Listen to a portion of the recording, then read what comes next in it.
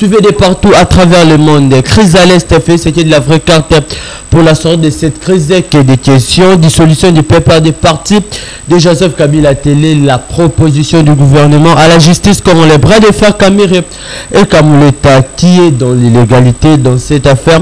Matata, révélation Kazadi sur la gestion des finances publiques. On en parle avec l'analyste politique indépendant Chris Kalima Kijosali. Bonjour et bienvenue. Bonjour mon cher ami Arcel. Merci d'avoir répondu présent à notre invitation. C'est la première fois que nous vous accueillons dans cette émission. On va nous parler de la thématique. On va d'abord brosser sur l'actualité. Dissolution du parti politique de Joseph Kabila, les PPRD. Cette décision vient après le prétendu rumeur disant que Joseph Kabila serait à Goma. Que pensez-vous de la dissolution du parti de Joseph Kabila? Oui, merci pour la parole.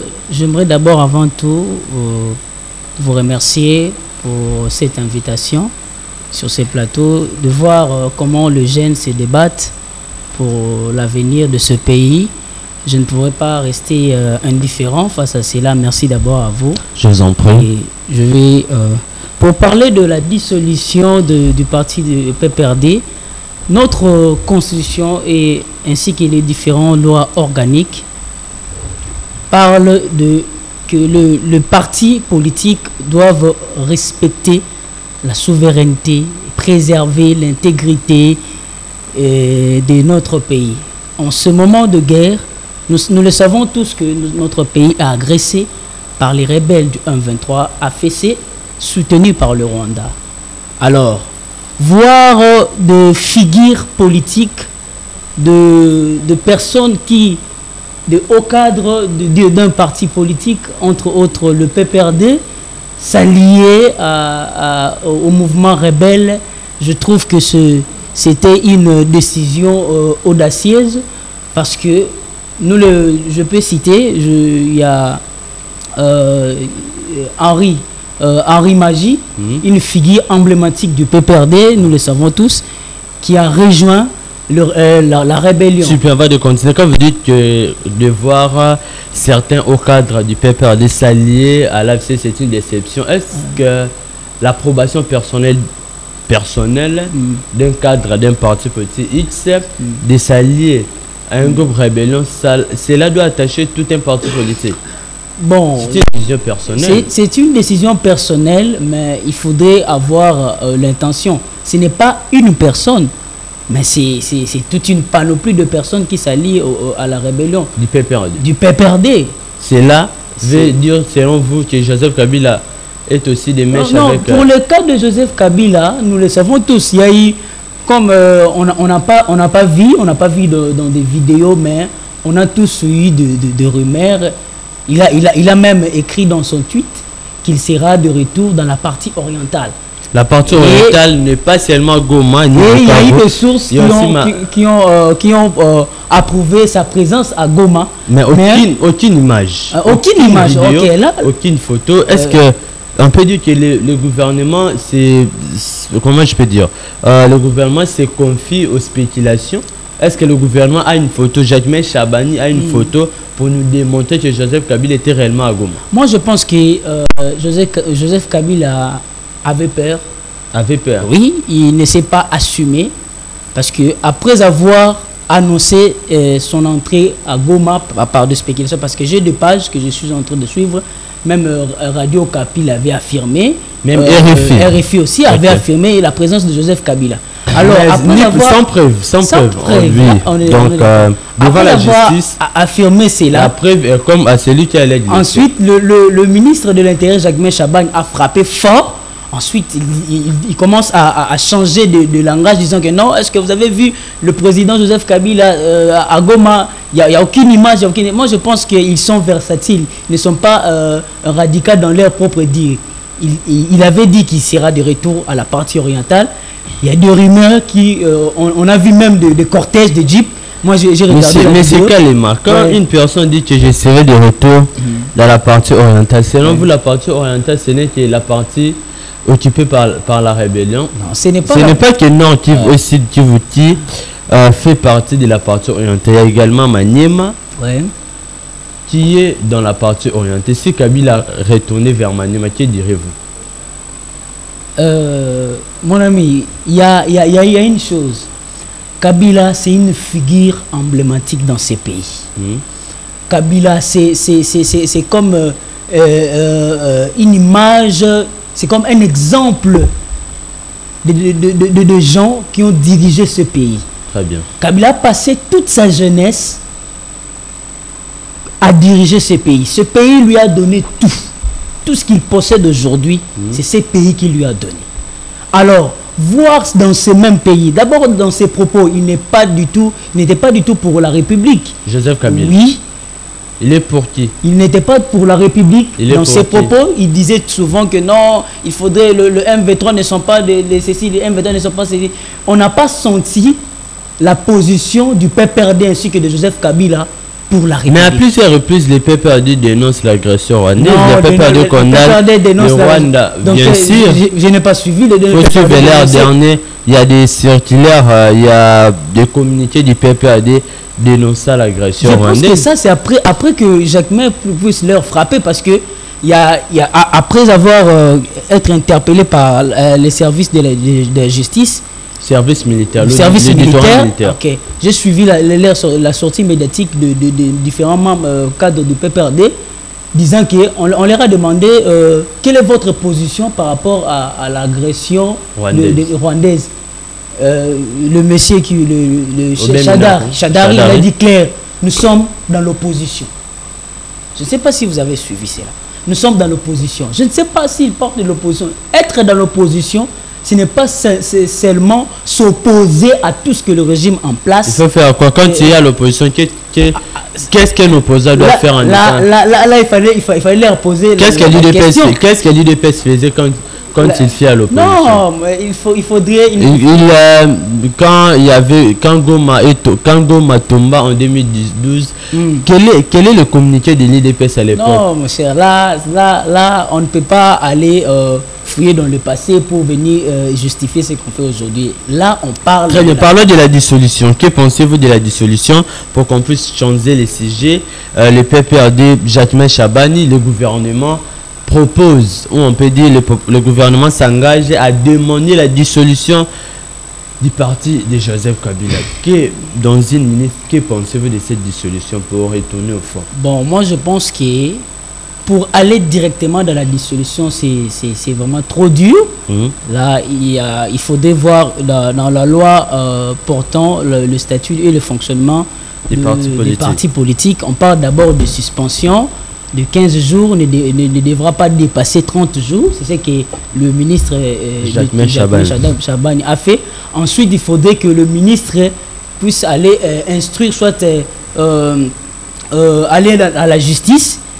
Ensuite viendra l'étape de la dissolution. Aller directement frapper fort pour la dissolution, je trouve que c'est trop... Très bien, mesdames et messieurs, nous sommes en direct sur Antoine Télévision. C'est l'édition spéciale. Nous sommes avec l'analyste politique indépendant, M. Chris Kalema. Deuxième actualité, bras de fer Kamere et Kamuleta qui est dans l'illégalité. Affaire Matata s'attire à balles réelles. On voit sur le perche à Matata pour nous tirer sur Kamuleta en disant que il n'est pas la Constitution, il est juste le président de la Cour. Il n'a pas qualité de commenter ou d'interpréter la loi, à l'occurrence la plénière récente. Que pensez-vous de ça? Est-ce que Kamere veut sauver son ami Matata ou Kamere veut juste imposer la loi qui devait être respectée en amont?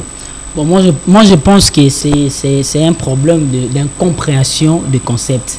Très bien. Pourquoi? Parce que le président de l'Assemblée nationale, M. Vital Kamerhe, dit dans ses propos que il n'est pas la Cour constitutionnelle, il est président de la Cour constitutionnelle. Pendant que lui aussi, il n'est pas une institution, c'est un président de l'Assemblée nationale. Président de corps. Ça, c'est une contradiction. C'est une contradiction. Vital Kamerhe dit à Kamuleta, il n'est pas la Cour, il est président de la Cour. Oui. En oubliant que lui aussi, c'est un président. Il n'est pas l'Assemblée nationale, il est pourtant président de l'Assemblée. Il y a une contradiction. Il y a une contradiction. Il y a une contradiction. Moi, je trouve que cette question, il fallait que M. Vital Kamerhe puisse consulter d'abord son conseil. Pourquoi? Parce que quand on regarde dans notre constitution, dans les différentes lois portant statut, par exemple de l'Assemblée, soit de la Cour constitutionnelle, on voit que la justice, aucune personne ne peut entraver la justice. C'est bien écrit dans la Constitution, dans l'article, si je ne m'abuse pas, 151. Même les parlements ne peuvent pas mettre la main sur la justice. Mais cela n'exclut pas le respect de la procédure. J'en arrive là. Monsieur Matata Mponyo a été poursuivi depuis 2000, je pense que 21 ou 20. Demander la levée de ses immunités pendant que l'instruction a été déjà enclenchée, je trouve que c'est un problème de la compréhension. Pourquoi? Parce que cette procédure que M. Vital Kamerhe demande, c'est au moment où l'instruction veut commencer, soit on veut instruire pour continuer la poursuite. Mais maintenant, déjà là, la poursuite est en cours. La poursuite est déjà en cours. Et le fait que la justice reproche à Matata Mponyo, il était ministre, premier ministre. Ce n'est pas dans cette législature. Il était ancien premier ministre. Il était premier ministre. Le fait a été commis lorsque il était premier ministre. Alors, la justice a été déjà saisie. La levée de ces immunités, si je ne me trompe pas, ça a été fait en juillet 2021. Alors, il y a le retard dans l'instruction, le retard, tout ça là, on a fait l'élection, on a voté, il a été élu. Alors, la levée de ces immunités a été faite lors Christopher Mbos était président de l'Assemblée nationale. Je suis sûr. En 2021, si je m'abuse pas. Réclame aussi que étant président de l'Assemblée nationale, il puisse faire la même chose. Non, mon ami. Comment est-ce qu'on peut encore enlever l'immunité d'une personne qui a été déjà levée pendant l'ancienne législature? Non, ce ne sont pas de même législature. Ce n'est pas la même législature, mais le fait qu'il a commis, ce n'est pas dans cette législature. Okay. Ce n'est pas dans cette législature. C'était dans l'ancienne législature où l'immunité a été déjà levée. Alors comment est-ce que tu peux encore demander qu'on enlève l'immunité d'une personne? Alors si Matata Mponyo serait, parce qu'elle était candidat président de la République, si Matata Mponyo était élu président de la République, qui allait faire la cour? Poursuivre un chef de l'État en disant qu'on le poursuit comme ancien premier ministre. Bon, là je vais citer un de mes amis, Maître Michel Ndondo, qui me disait que la loi, si ça ne prévoit pas quelque chose, il y a la jurisprudence, il y a la jurisprudence, il y a les principes de la loi, il y a aussi des coutumes. Si la loi ne prévoit pas la chose, on va faire recours aux coutumes. Par exemple, il y avait déjà des cas similaires dans le passé qui se sont passés. On pourrait avoir ça comme étant un exemple pour mieux continuer. Soit on regarde dans les principes de la loi, qu'est dit les principes du droit. Soit on regarde la jurisprudence. Très bien. Donc c'est un peu ça. Que devons-nous attendre alors de la Cour dans cette affaire? Vous réclamez quoi? On doit...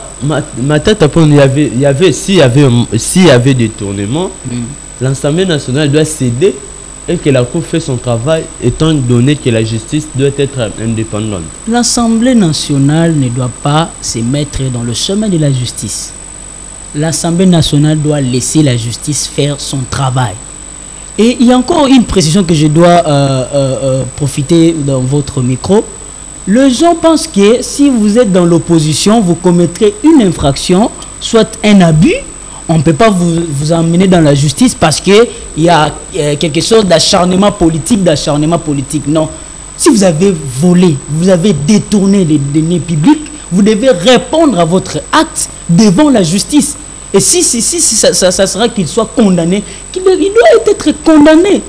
Il n'y aura pas que question que non, parce que tu es dans l'opposition, parce que je suis dans la majorité. Non, la justice n'a pas de camp, la justice n'a pas de famille, la justice n'a pas de province. Si tu tu as commis des détournements, tu as fait une infraction, tu dois répondre devant la justice. Très bien, mais c'est Chris Kazadi, je vous rappelle qu'il est candidat, analyste politique indépendant. On discute sur l'actualité politique qui gangrène la situation à la République démocratique du Congo. Avant de parler de la crise à l'Est, révélation sur Nicolas Kazadi, ça fait la une des journaux à la République démocratique du Congo, tant de journaux télévisés et de la presse écrite. Que pensez-vous des révélations de Nicolas Kazadi?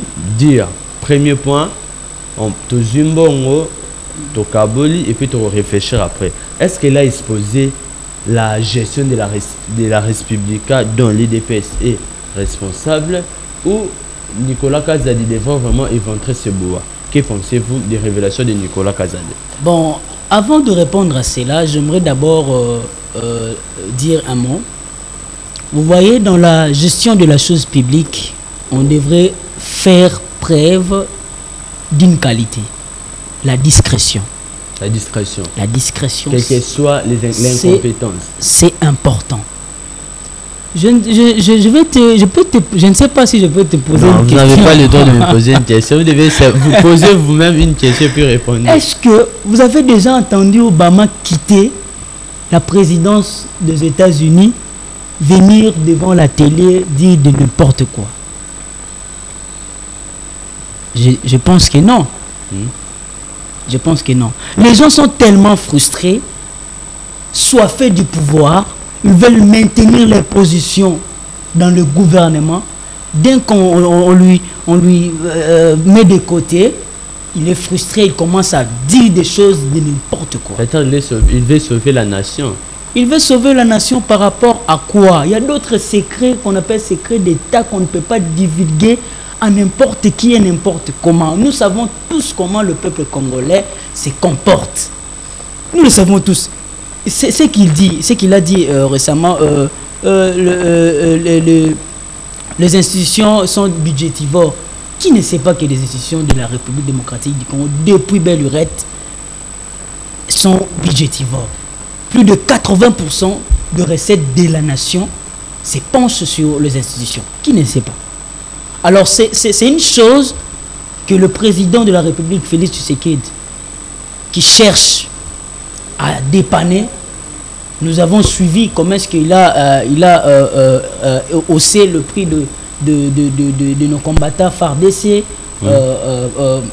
en augmentant leur salaire.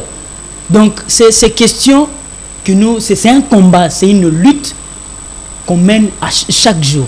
Est-ce que Nicolas Kazadi était un bon exemple, venir sur la place publique, étaler l'incompétence des autres? Nicolas Kazadi, c'est vraiment un exemple de venir et puis se revêtir des donneurs des leçons. Alors, je pense que dans ce que Nicolas Kazadi a dit, ce que je trouve mal de gens, ils sont en train de mal interpréter, surtout la partie où il a dit des jouisseurs. Jouisseurs, très bien. Apparemment, c'est les mêmes films qui continuent. Si on interroge l'historien Jean-Marc Kaboun, après avoir été, il a traité le même régime de jouisseurs. On voit aujourd'hui Nicolas Kazadi. On ne sait pas si actuellement il est opposant ou il est toujours de la majorité. Traiter également ce régime de jouisseurs. Donc on peut dire que le président Tshisekedi est l'incarnation de la justice. Non. Monsieur Nicolas Kazadi, si vous regardez bien la vidéo, vous allez voir qu'il a donné un exemple. En parlant de jouisseurs, il a dit que non, vous voyez comme nous les Congolais, comme le peuple congolais, nous aimons. Comme nous le peuple congolais, nous aimons la jouissance. C'est-à-dire, il a parlé d'une manière globale. Ce n'est pas qu'il a défini le président de la République comme étant un jouisseur, soit il a défini cette législature de jouisseurs. Non, il a donné un exemple, un comportement que nous, le peuple congolais, nous avons. Par exemple, si on te nomme DG, soit on te nomme ministre, au lieu d'abord de voir les incapacités, au lieu de voir la souffrance de la population, nous nous martelons sur nous martelons sur nos poches. Il a donné comme exemple, mais les gens l'ont mal interprété. Mais ce sont les exemples qui se font. Actuellement, la réalité est certaine. Oui, ce sont des exemples qui se font, mais ce n'est pas le cas pour le moment. Ça s'est fait. Donc, je voulais dire qu'actuellement, à la République démocratique du Congo, la vie est paisible. Non, dire qu'il a vie est mais paisible. Nicolas Kazadi, il était l'Argentine nationale. Il connaît la réalité. C'est lui qui mobilise les recettes, les entrées et sorties. Quand il dit que Tojimbongo, on va réfléchir après au Cabo, c'est la réalité qui s'est faite au sein de nos institutions. Non, vous avez mal compris. Non, on n'a pas mal compris. Il a donné l'exemple. Il a donné l'exemple. Nicolas Kazadi était ministre des Finances dans quel régime? Oui, dans ces régimes. Alors, quand il dit ça, il ne parle pas du régime de Kabila. Non. Vous pouvez parler d'une chose et donner un exemple dans le régime de Kabila. Non. Lui, il n'a pas été un membre du gouvernement du régime de Kabila. Il parle des réalités dont il était aussi victime. Il a dit qu'il était victime de l'entourage du chef de l'État. On ne sait pas, il est de l'entourage du chef de l'État ou non? Bon, je pense que quand on parle d'une chose, on peut se référer dans le passé, dans le présent, soit prendre un exemple. Vous l'avez dit que Nicolas Kazadi n'a pas parlé de ces régimes. Non, il a parlé de ces régimes anglo, mais moi j'ai pris cette partie, je voulais expliquer, soit faire comprendre, enlever la lanterne au niveau dans les têtes des gens, disant qu'appeler ces régimes de jouisseurs. Non, il a donné un exemple. Ces régimes ne sont pas les régimes de jouisseurs. Je te donne un exemple. S'il vous plaît, ces régimes n'est pas les régimes de jouisseurs. Non. Non. Non. Très bien, continuons. Je te donne un exemple. Sous Joseph Kabila Kabange, le président honoraire, as-tu déjà vu et entendu d'un détourneur mis dans la place publique? Si, on peut se référer à... Bon, je ne peux pas répondre à votre question. On doit plutôt se baser à l'actualité. Aujourd'hui, c'est Joseph Kabila, c'est Félix Tshisekedi qui est président de la République. C'est lui qui a fait les promesses à la population. Kaboun dit que c'est un régime de jouisseurs. Nicolas Kazadi dit que c'est un régime de jouisseurs. Vous dites actuellement que ce régime n'est pas celui de jouisseurs. Alors, quid de plusieurs millions de dollars sortis pour la réalisation de certains projets et actuellement, il n'y a aucun projet réalisé. Alors, non, on ne dit pas qu'il n'y a aucun projet réalisé. Quel est le projet qui a été... Il a évoqué M. Nicolas Kazadi, il a évoqué les centres financiers. Centre, c'est inachevé. Centre financier, c'est... Il a évoqué la finance est proportionnelle. De l'autre part, on voit la tirage. Il y a le bâtiment de l'IGF. Il y a le centre culturel là, par le Parlement, en face du Parlement. C'est déjà achevé. Maintenant, en quoi le centre de l'IGF impacte au quotidien du peuple congolais? J'aimerais d'abord finir ce que je disais. Dans ces régimes, on a connu des détourneurs à ciel ouvert. Très bien. Là, vous l'affirmez. Sous-Fachi.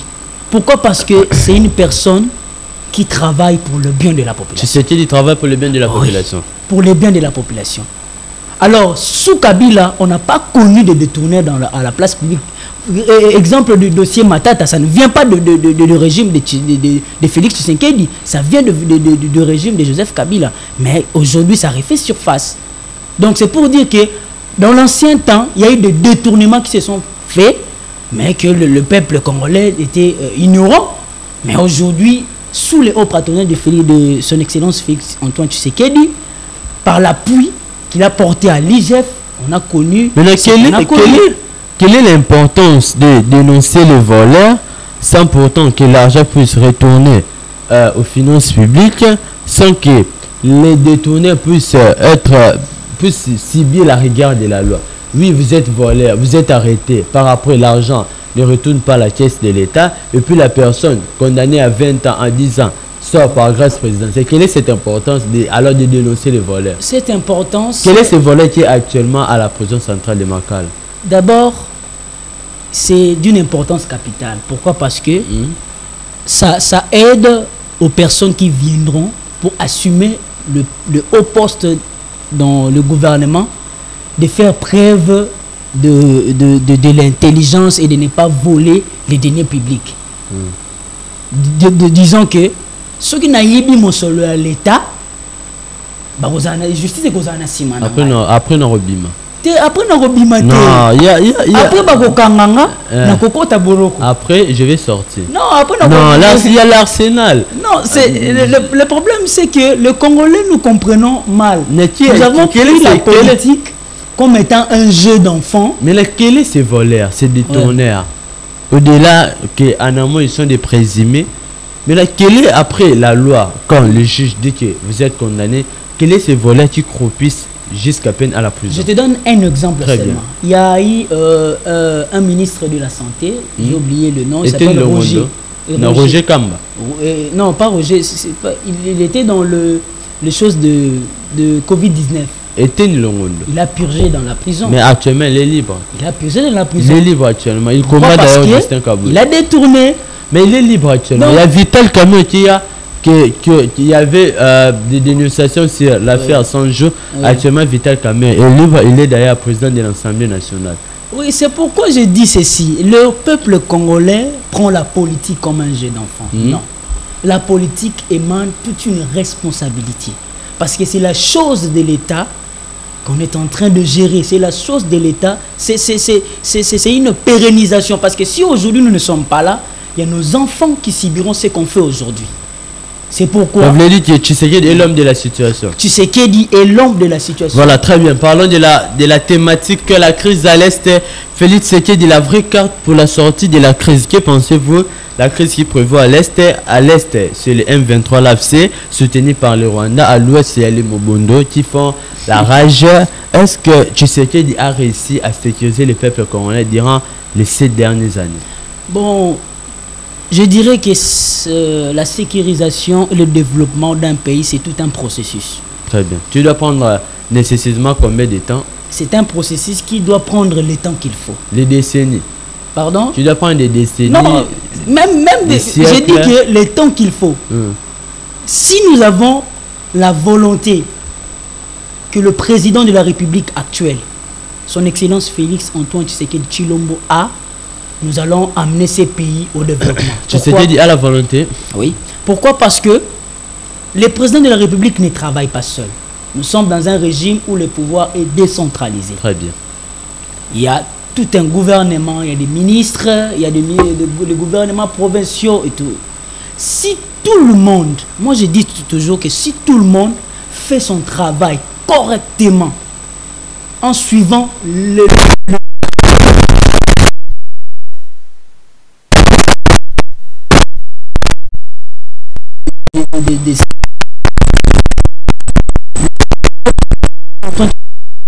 c'est une vraie carte pour la sortie du crise. Tu sais quel est déjà l'effort fait? L'effort fait, déjà, le président de la République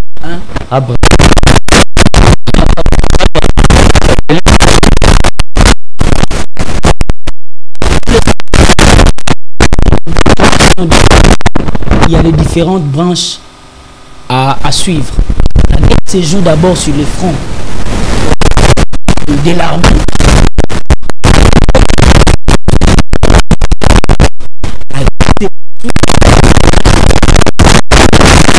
On ne peut pas s'en passer de cela. Très bien. Alors, dans ce que j'ai énuméré, déjà sur le plan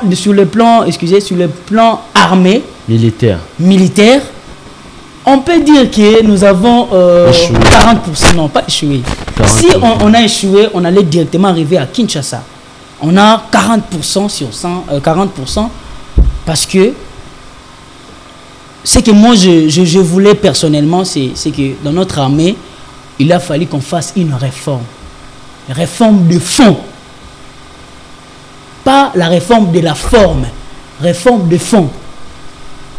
Quand je parle de réforme de forme, c'est-à-dire numériser, comptabiliser dans notre armée, si nous avons par exemple 100 militaires, si nous avons 200 militaires, nous savons ces 200 militaires-là, leur origine, tout.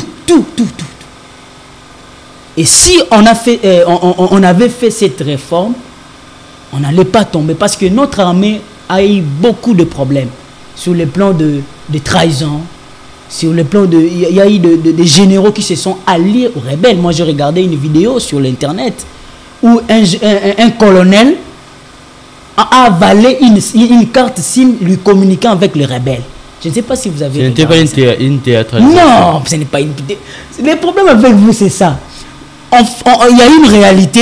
Quand vous êtes dans l'opposition, vous êtes là pour s'opposer. Non, ce n'est pas une théâtralisation. C'était réel. Alors, pour sortir de ça, il y a eu beaucoup... D'abord, il fait le phénomène de mixage, de brassage, tout ça que le président Honoré a fait dans le passé, nous a coûté aujourd'hui. Alors, que faire? Il a fallu qu'on fasse une réforme que le président de la République avait commencé. Kabila est la cause de cette crise.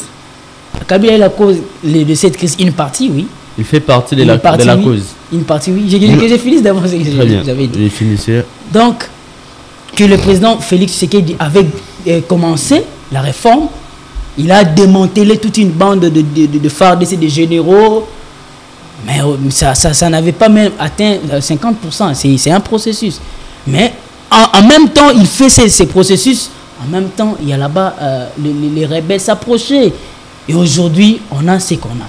On pourrait dire qu'il y a 40% dans le plan de l'armée. Deuxième plan, je vais finir. Très bien. Vous avez le temps. Sur le plan médiatique, nous avons constaté que les Rwandais nous a rien proposé qui est dans le média. D'abord, il n'était pas cohérent dans ses dires. Kagame, non, nous sommes là pour d'abord traquer les FDLR. Ensuite, non, nous sommes là pour soutenir les Banyamulenge. Ensuite. Il n'était pas versatile. C'est pourquoi notre diplomatie a été forte par rapport à leur diplomatie. Mais sur les médias, ils ont corrompu des journalistes. Ils ont créé des faux comptes, des tweets, dans de Facebook, dans de WhatsApp, pour divulguer des fausses informations à vue d'intoxiquer la population. Et je ne dirais pas que ça a échoué. Ça a au moins en partie réussi parce que ça a un peu influencé les Congolais à se désintéresser de la situation de la guerre. Alors, troisième point, j'avais dit que c'est sur le plan diplomatique. Le président de la République, comme étant un visionnaire, le symbole de la résistance, voyant que, je regarde que dans l'armée, on est infiltré. Dans l'armée, il y a des trahisons. Dans le média, il y a au moins 40% ou 50% de notre médias qui se battent. Qu'est-ce que je vais me marteler? Attaquer le côté le plus pété-pété. Attaquer le côté le plus pété-pété. C'est la diplomatie. Il a saisi l'opportunité, il a foncé. Et aujourd'hui, on a ce qu'on a aujourd'hui. Alors, le même personne qui envoie le président de la République négocier, lorsque le président de la République ne mâchait pas le mot, disant que je ne vais pas négocier avec le pantin, ils se sont retournés contre lui en lui disant que non, tu es orgueilleux, tout ça. Mais aujourd'hui, lorsque le président de la République suit d'abord la résolution 2773 du Conseil de sécurité des Nations Unies, il suit de près. Ce sont les mêmes personnes aujourd'hui, ils ont changé encore de dire, disant que non, les présidents de la République ne peuvent pas faire cela, ne peuvent pas faire ceci, ne peuvent pas faire ceci. Or, c'est faux.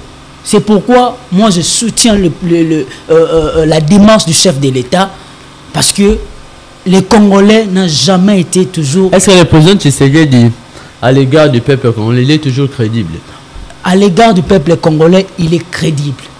Quand le président Tshisekedi dit que je ne négocierai pas avec les pantins, oui, même s'ils arrivaient chez moi à l'OIA, oui, aujourd'hui on voit les négociations sont en cours à Doha.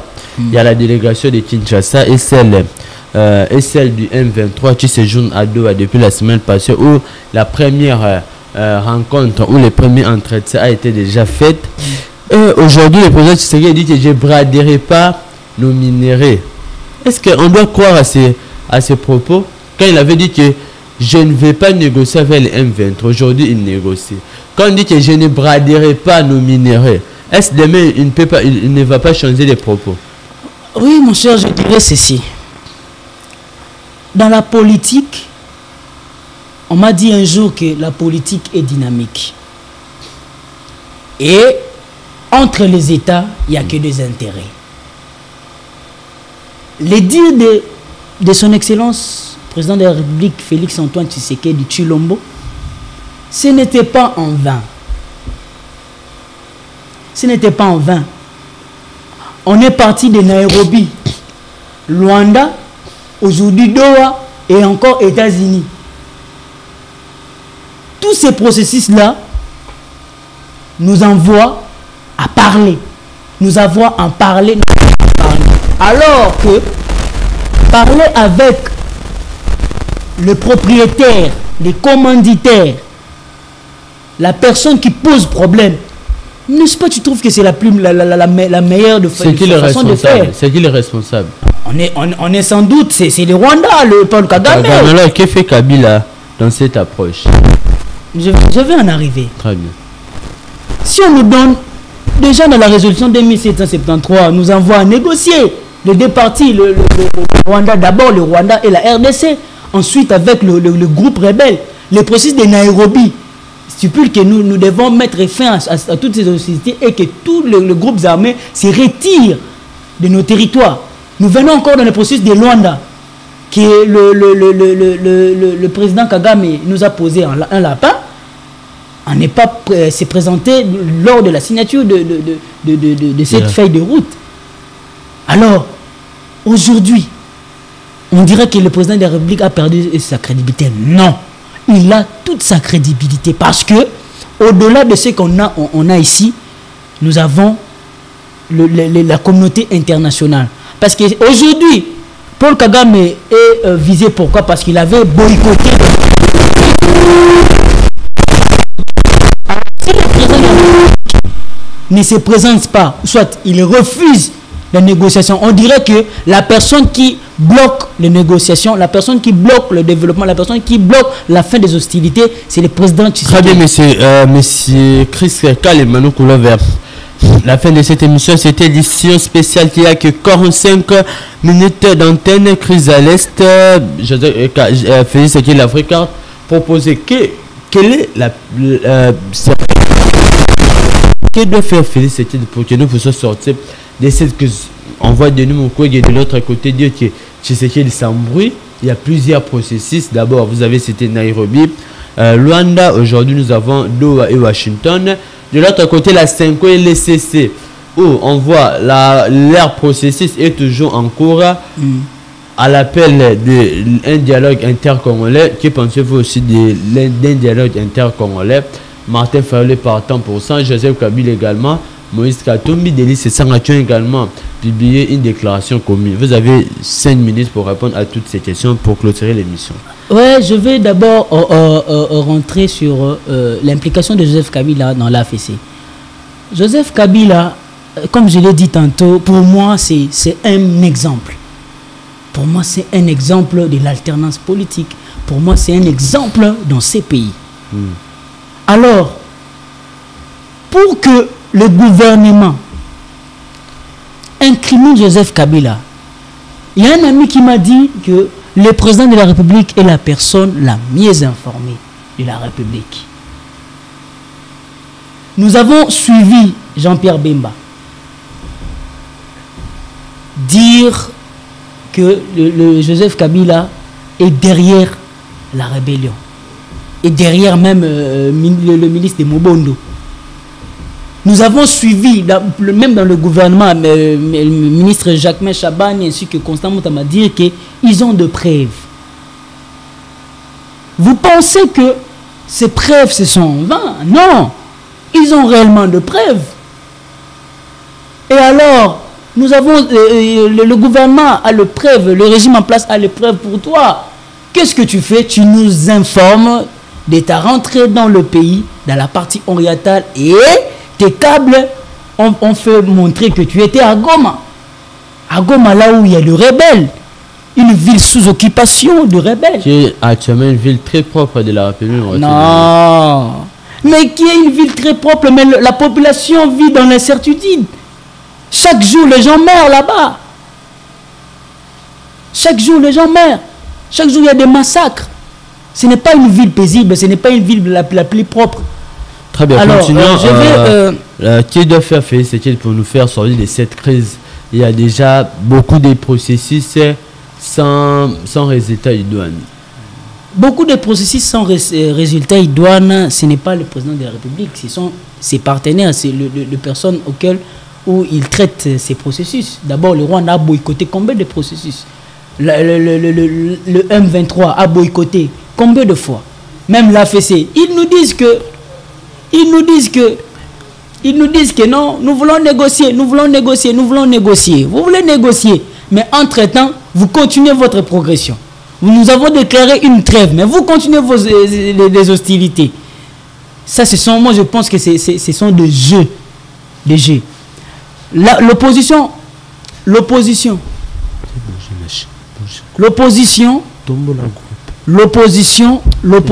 a demandé à ce que le président négocie.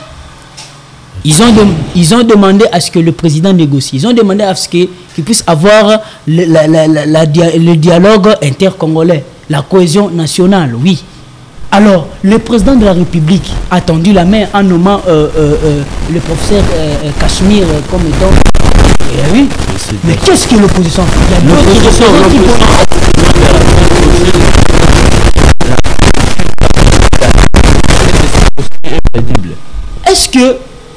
Est-ce qu'on doit seulement se pencher sur le processus? Ce sont des personnes mieux. Ce sont des personnes où on peut dire que la médiation va aller dans un bon sens puisqu'ils sont ni de la majorité ni de l'opposition. Et Bahreïn est de l'union sacrée. Et puis c'est l'union sacrée où Joseph Kabila dit qu'ils sont la cause de la crise qui est à l'est de la République en disant que c'est Kabila qui est la solution et c'est Tshisekedi qui est la cause et c'est lui qui est la solution. Une minute. Nous sommes vraiment à la moi je trouve que Senko et CC, pour moi, les prêtres ont perdu leur crédibilité. Les prêtres ont perdu leur crédibilité. Oui, parce qu'ils n'ont jamais été radicaux dans leur dire. Jadis, vous savez que nous avons sorti dans la rue lorsque on réclamait qu'il ne puisse pas avoir